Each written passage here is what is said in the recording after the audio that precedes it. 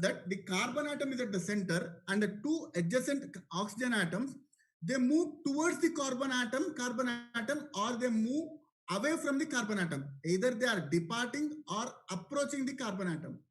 If the molecule is vibrating in such a mode, then it is called a symmetric mode. Next is bending mode. In bending mode, the same carbon atom is attached to two oxygen atoms, but all vibrate transversely or perpendicularly. If the molecule is vibrating in a perpendicular mode, then it is in bending mode. Third, asymmetric stretching mode or asymmetric mode. In this mode, the carbon atom is attached to the two oxygen atoms, but the vibration of oxygen atoms is such that it is exactly opposite to the vibration of carbon atom. For example, carbon atom is vibrating left to right, oxygen atoms vibrate opposite to this direction. If carbon atom is vibrating in towards the left side direction, then oxygen atoms vibrate towards the right side direction. Exactly opposite to symmetric mode. These are the three different modes in which CO2 molecule will vibrate. The same vibrational mode is taken for laser operation. Please see the construction of CO2 molecule laser. It consists of a quartz discharge tube. It consists of a quartz discharge tube.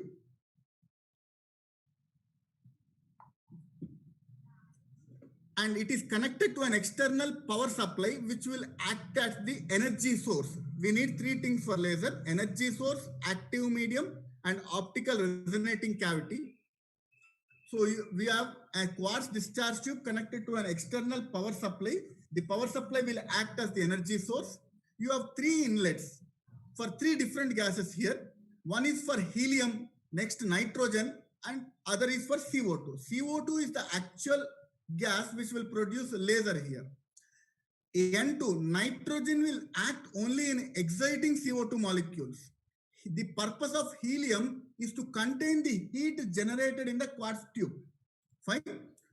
The purpose of helium is only to contain the heat generated in the quartz tube.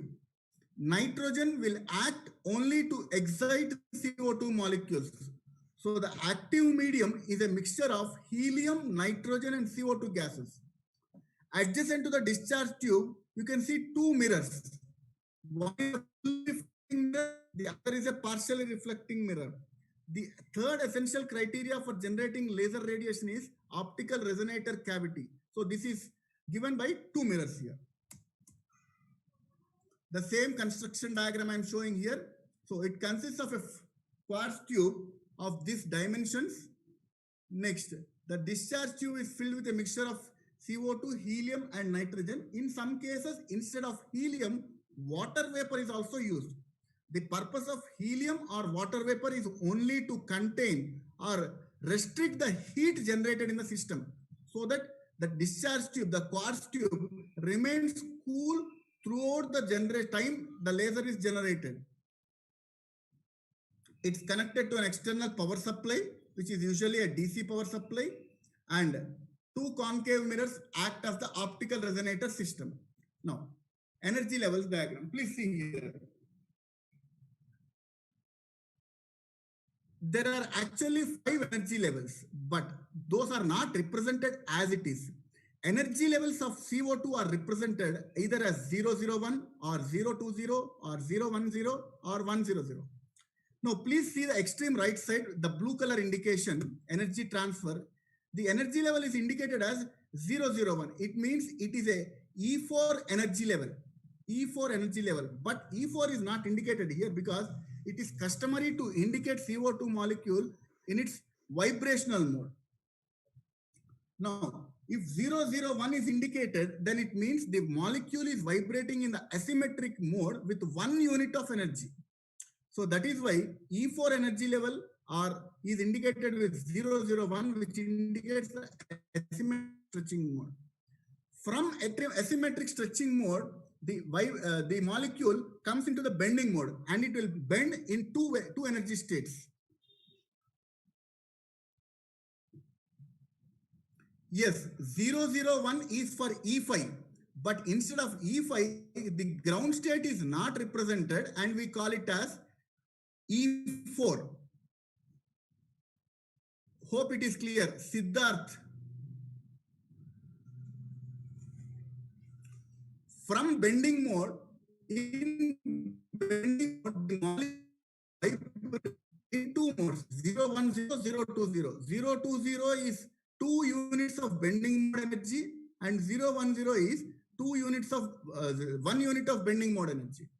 From bending mode or from directly from asymmetric mode, if the vibration is more, then the molecule comes into symmetric mode. In symmetric mode, it will vibrate with 1 unit of energy. It is indicated in 100, the symbolic representation. So please see the energy level diagram. This will be clear. You can see here. In the energy level diagram here, the left side is indicated with nitrogen and right side is indicated with CO2. Nitrogen will provide only excitation to CO2 molecules. Now, you see the highest energy level of nitrogen and the highest energy level of CO2 are more or less the same. So instead of E5, it indicates 5 energy levels. Since the energy levels are same and the ground state is not considered, CO2 is also considered only as a 4-level energy laser. It is considered as only a 4-level energy laser. Initially, it is in asymmetric mode. From asymmetric mode, CO2 molecules comes to symmetric mode. From symmetric mode, again, it can come to bending mode. Fine. So when it is coming from asymmetric stretching mode to symmetric stretching mode, the molecule will emit 1 photon of energy, which is having a wavelength of 10.6 micrometers, and this is laser radiation. Again, if at all the molecule is coming into bending mode, it will again emit 1 photon of energy with lesser wavelength of 9.6 micrometers, which again is laser translation. So in CO2 laser, we have 2 wavelengths of laser light being emitted, one 10.6 micrometers and the other 9.6 micrometers. Fine. Hope this is clear. In CO2 laser, it is a 4-level laser. When the molecule comes from asymmetric to symmetric mode, it will emit 1 wavelength of 10.6 micrometers. And when it jumps from asymmetric to bending mode, it will again emit 9.6 micrometer wavelength of light. You have 2 different wavelengths of light emitted in CO2 laser. From 0 to 0 bending mode, the molecule comes down to the ground state without any emission of light energy, but only heat energy. So we do not consider that heat energy. We are interested only in the amount of photons and light emitted. Next, the same construction diagram and its dimensional cross section. I am representing it here.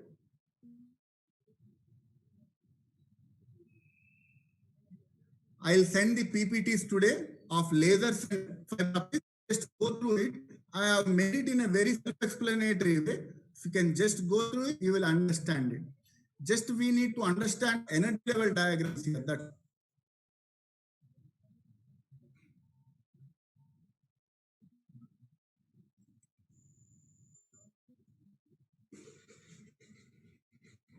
the same E5 to E4 or asymmetric to stretching mode 10.6, asymmetric to bending mode 9.6.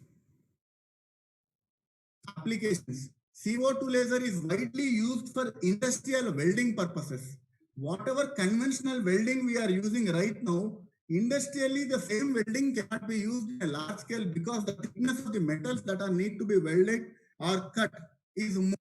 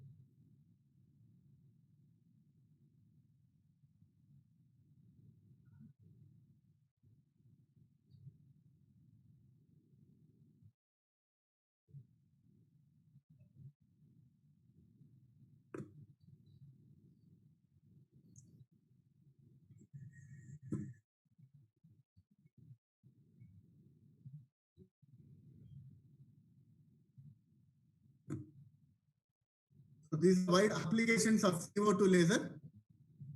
It is widely used in medical field also for treatment of liver and lung diseases where the tumors are need to be extracted without damaging the other,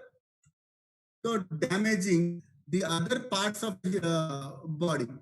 It is widely used in neurosurgeries also nowadays. These are 5 different applications of CO2 laser. After this, we will just see slide. These are 9 different important questions for this year's particular paper. Fine. Question number 1, laser and its characteristics.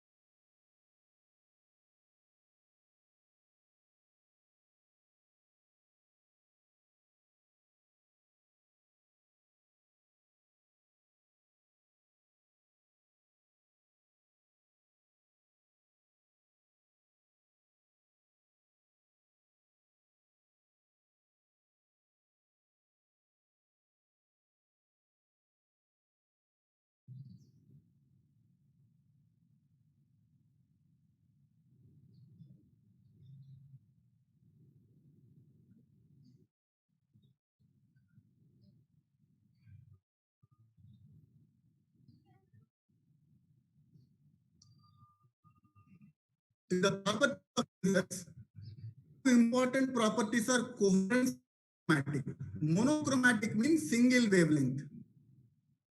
Coherence means when there is a constant phase difference between two waves, then you say that coherence is being exhibited. Laser light exhibits coherence. Two different waves of laser trains maintain a constant phase difference. So these two are very important property. The other is directionality. They travel in a straight line direction. So these are 3 important characteristics. Of course, out of directionality, the expected one is coherent and monochromatic nature. Next is explain the interaction of radiation with matter, working principles of Rubin laser. Interaction of radiation with matter means you have to explain 3 important phenomena: absorption, spontaneous.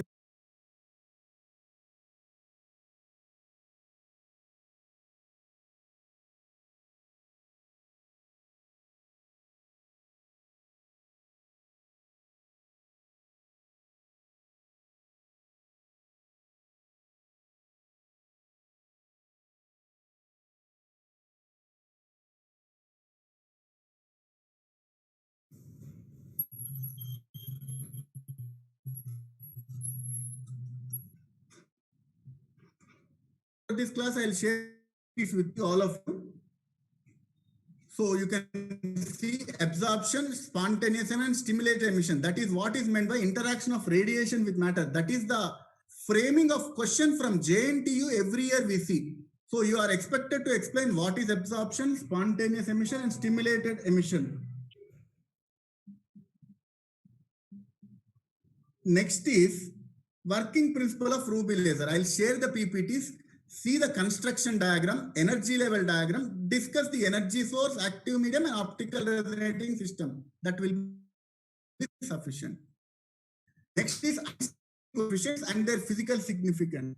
In Einstein coefficients, generally, they will ask you what are Einstein coefficients, what is the ratio of population emission to stimulated emission. I have clearly given that in 2 PPTs. I will share the PPTs, you can go through that. Sure, roll number 503. Next, we have applications of laser in medicine. please remember, try to write the first application of laser in with respect to medicine.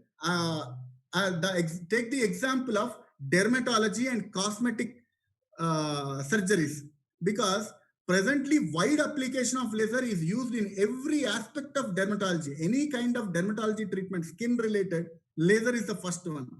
Next, for all eye related corrections, any sight related corrections to the eye, you will go for laser surgery only, LASIK surgery only. Next, tumor removals for lung and liver related diseases and bloodless surgeries. Any kind of bloodless surgeries, you cannot go with conventional surgery, you have to go only with laser surgery. These are important applications of laser in medicine. Next, the question number 3 that is framed every year from JNTU, interaction of radiation matter. The third is indirectly repeated in question number 6. Distinguish between and stimulated emission. A part of it is directly represented here. Same question number 3 and question number 6. Question number 7, very simple, population inversion. How is it achieved? If the higher energy level is more populated than the lower energy level, then you call it as population inversion. How is it achieved? By electric discharge or optical light pumping or chemical reactions. Next, what is the need of pumping process in lasers? The need is, sure, I will share notes also. Satvik, yes, I'll share the notes also. What is the need of pumping process in lasers? Only if you provide some kind of pumping process, then atoms will get excited to higher energy levels. Only then population inversion is achieved.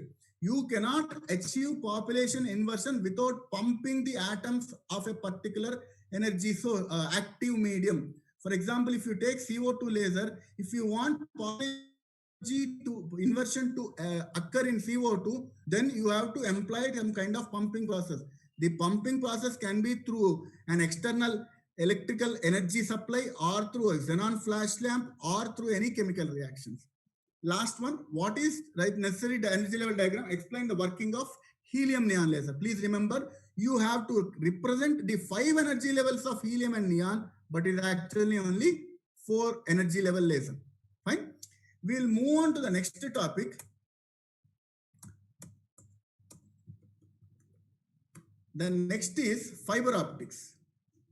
4th unit itself, or optical fiber communication. So what is an optical fiber? An optical fiber is exactly a waveguide which can allow electromagnetic radiations of optical frequencies to travel through it for long distances. It is actually a waveguide through which electromagnetic waves of optical frequencies can be made to travel through it for long distances. Now, do not get confused with this one. All of you have seen optical fiber in the lab. You have done the bending glasses experiment, no? Fine. To put it in a simpler way, all of you should be having a television connected to an external cable connection. All of you should be having a Hathway set-top box. Fine.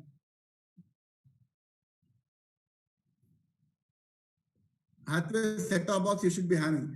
The cable from the Hathway set-top box, externally it is connected to some point. That black color coaxial cable is a waveguide.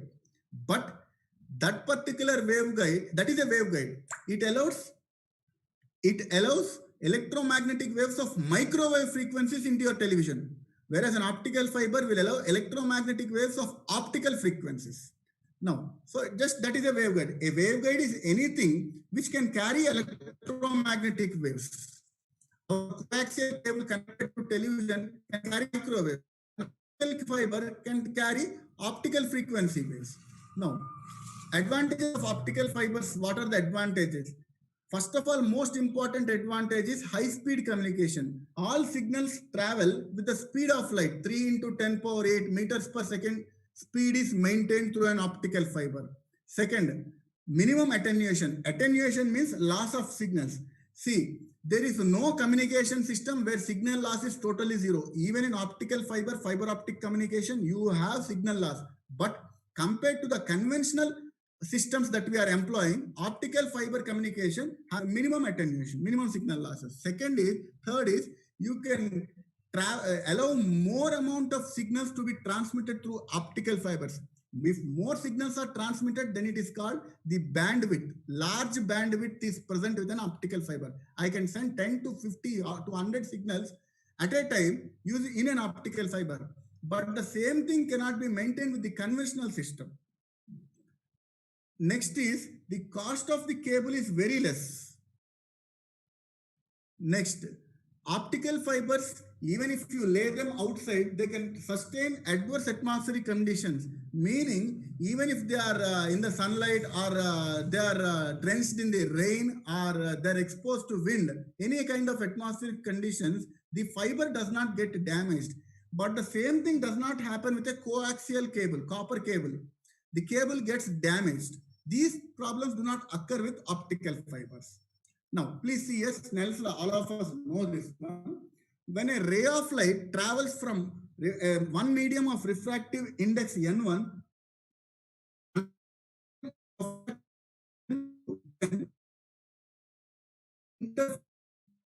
it bends towards or away from the normal. It bends towards or away from the normal. Then it bends towards or away from the normal. Then according to Snell's law, N1 into sine of angle of incidence is equal to N2 into sine of angle of refraction. Theta 1 is angle of incidence and theta 2 is angle of refraction. This is common Snell's law. We all know this one. Using this particular law, we will proceed for the next topic, the principle of operation.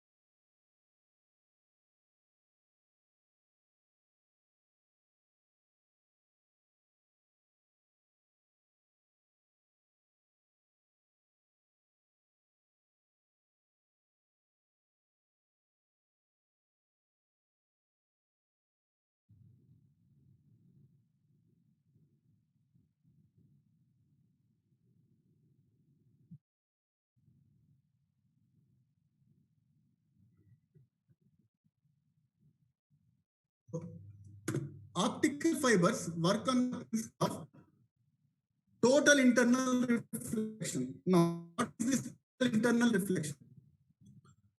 Total internal reflection means when a ray of light is traveling from a denser medium to a rarer medium, then at the interface, the ray of light will bend away from the normal.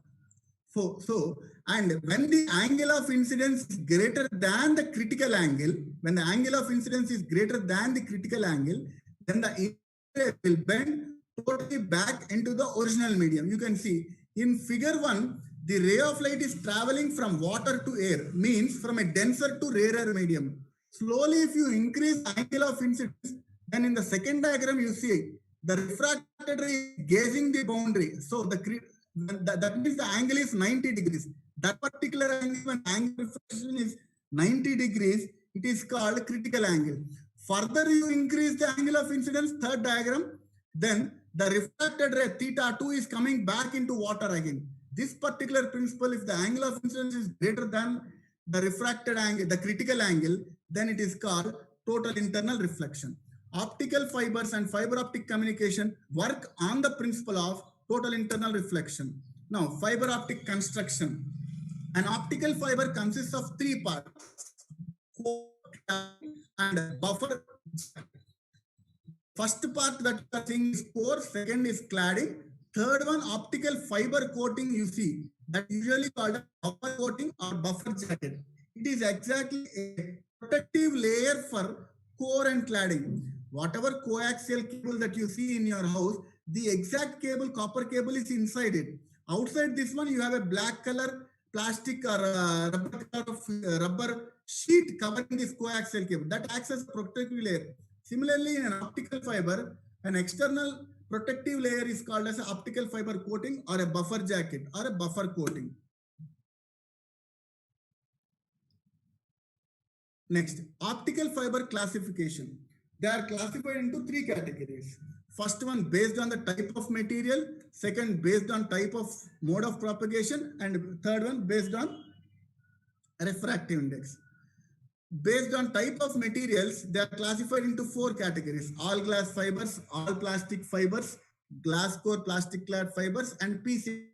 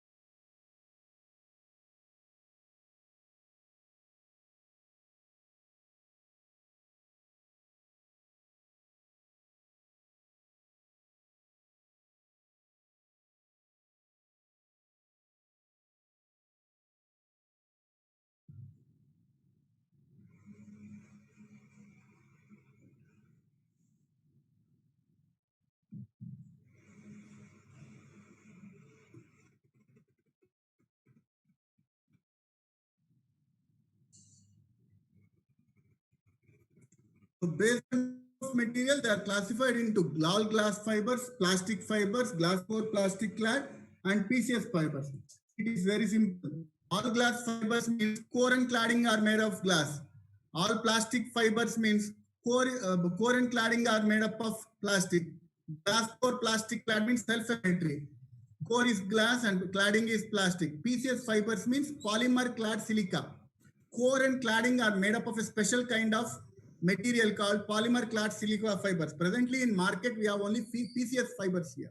Second is based on mode of propagation. There are two types, single mode fibers and multi-mode fibers. Third one is based on refractive index. They are step index fibers and graded index fibers. Now, single fiber, the diameter is less, so it cannot have more number of rays to propagate the fiber. See the difference between single mode and multi-mode fiber. In case of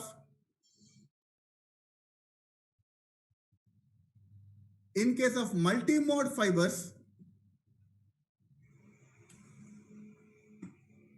in case of multi-mode fibers, you have the diameter of the core is more.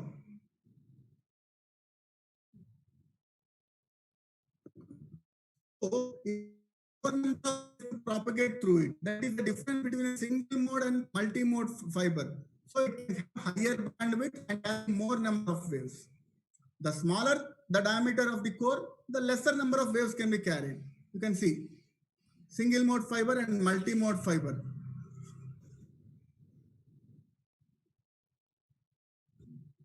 The difference between single mode and multi-mode fiber. Core diameter is important here.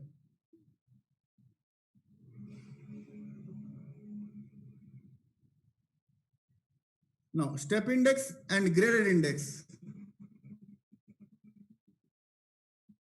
In step index, the core cladding uniform reactive index, but suddenly at the core cladding interface, a sudden decrease in refractive index is seen. A sudden decrease in refractive index is seen. Step index, graded index first. In a step index fiber, the core and cladding have a uniform refractive index, but suddenly at the core and cladding interface, there's a sudden decrease in refractive index. You can see the first diagram, it's step change. A step change, it is called step index fiber. But see the second diagram, graded index fiber, you see a radial decrease. Whenever there is a radial decrease, then it is called as graded index fiber. With increasing distance, the diameter, the refractive index decreases. Whenever there's a radial decrease in refractive index from core to cladding, then you call it as a graded index fiber. There are the different types of fibers. Next is numerical aperture and acceptance angle. The maximum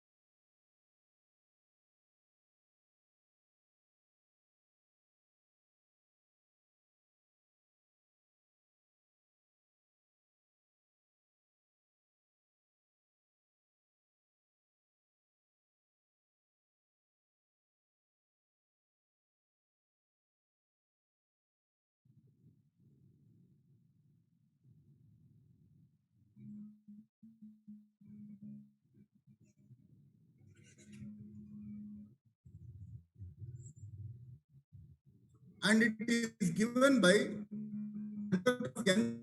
n2 square numerical aperture. Please remember, if there is any problem coming from fiber optics, then there will be a problem based only on this particular formula.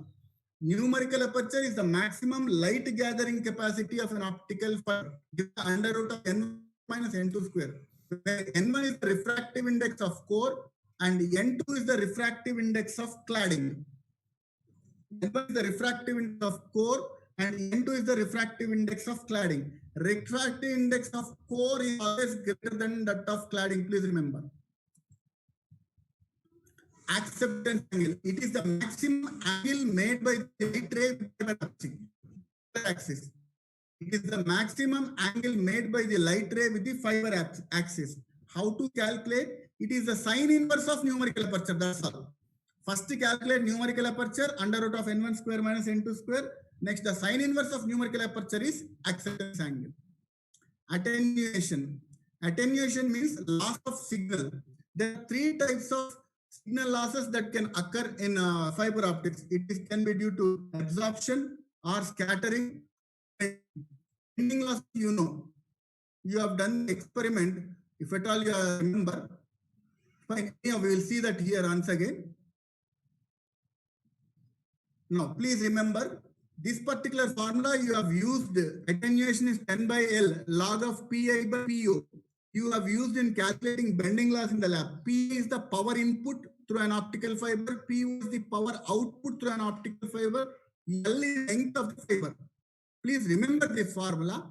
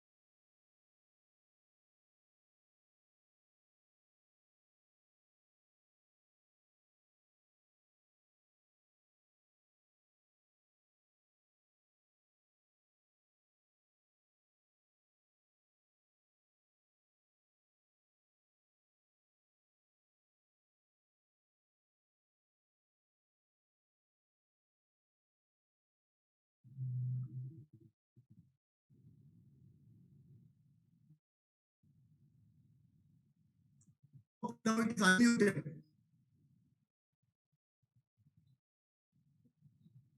Okay, scattering is basically because of interaction with imperfections in the fiber optic material. They deviate the light, they will reflect the light. Similarly, if light ray is bending inside, if light is deviating because of bends in the fiber, then you encounter bending losses. If you bend an optical fiber, light ray also will get deviated from its regular path. That will account to bending losses. So you have three kinds of losses: absorption, scattering, and bending losses. Absorption is because of absorption of few light wavelengths within the optical fiber. Scattering because of deviation of light because of imperfections in the crystal. And because of bending on our optical fiber, light rays also get deviated from the regular path. There are three different kinds of losses in the fiber.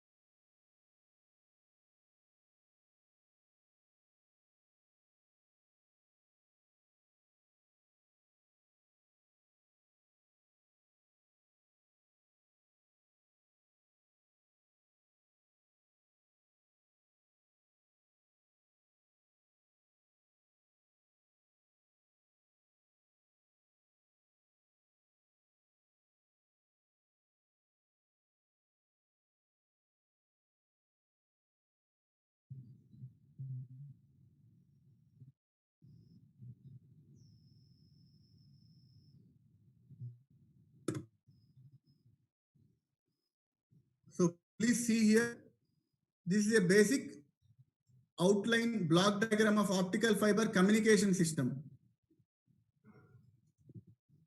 So initially, the signal that you will be getting is an analog signal. The analog signal is sent to an encoder. An encoder is a device which will convert analog signal into binary data. All the binary data from encoder is now sent to transmitter. The first one that will come to which it will come is a driver circuit. A driver circuit is one which will arrange all the binary data into sequentially, one after another. And then it will get sent to a light source. Light source will convert all the binary data into optical signals. From there, it is sent through an optical fiber. OF is the optical fiber here. It is sent through an optical fiber. From the optical fiber at the other end, it will go to a receiver. Receiver will consist of three parts: a photodetector, amplifier, and a signal restorer. The purpose of photodetector is to check whether receiver has received only light signals or not. If yes,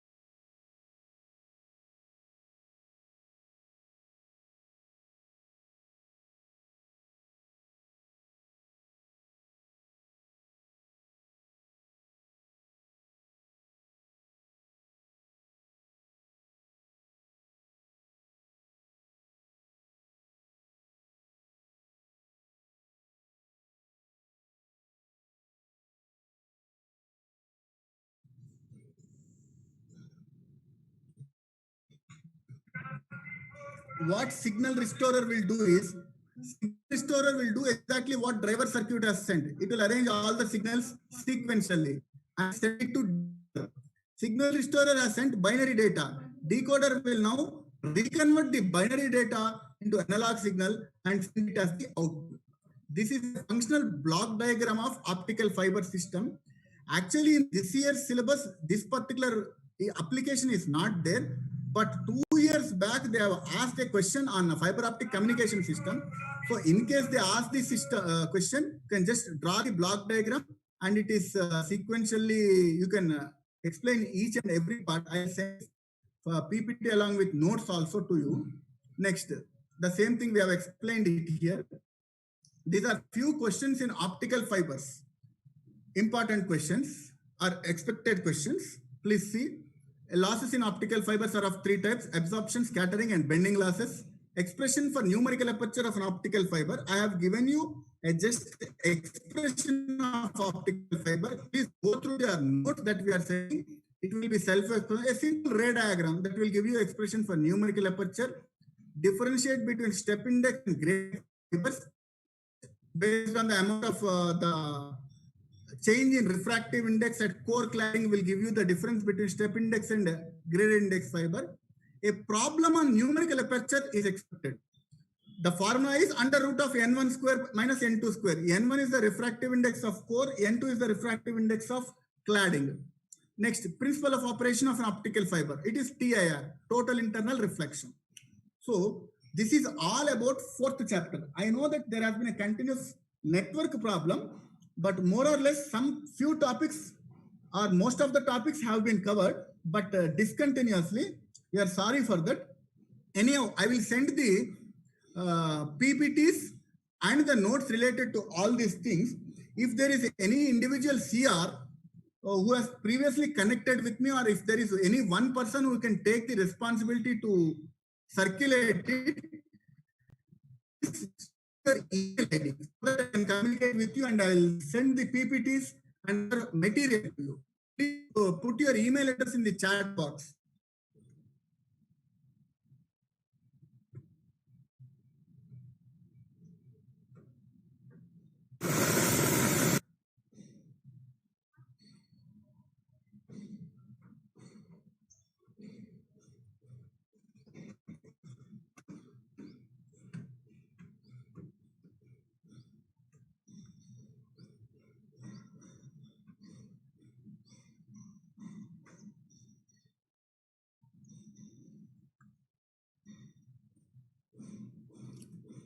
ESC419@gmail.com. I'll just note it 1 second. Okay. Anyone else?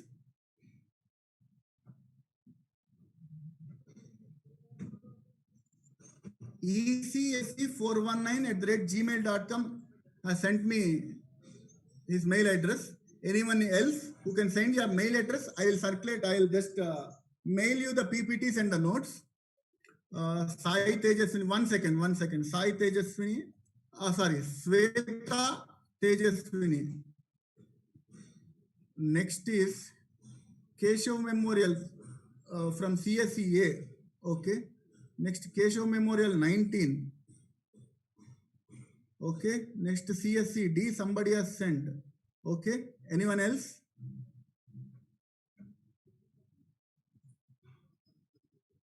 We have one from CSE, one from CSF, two from CSEA, one from CSCD. Anyone from ITA and ITB?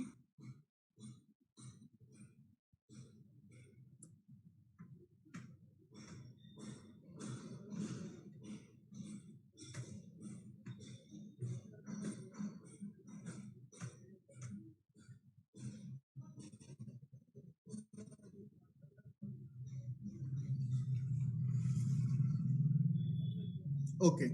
I presume that all the others will receive it. I'll email the complete material to these 5 email addresses. Hope they will circulate it to the rest of the other sections also. Okay, there is one from ITA, KMITA. Okay. Okay. ITA also one person has given me his mail address. Okay. Another from, okay.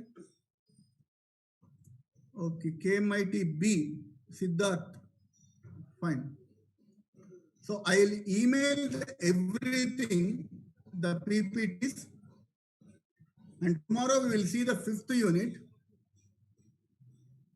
Fine. So we'll end up 4th unit here today. Thank you one and all. And sorry for the network error. Apologies from our side.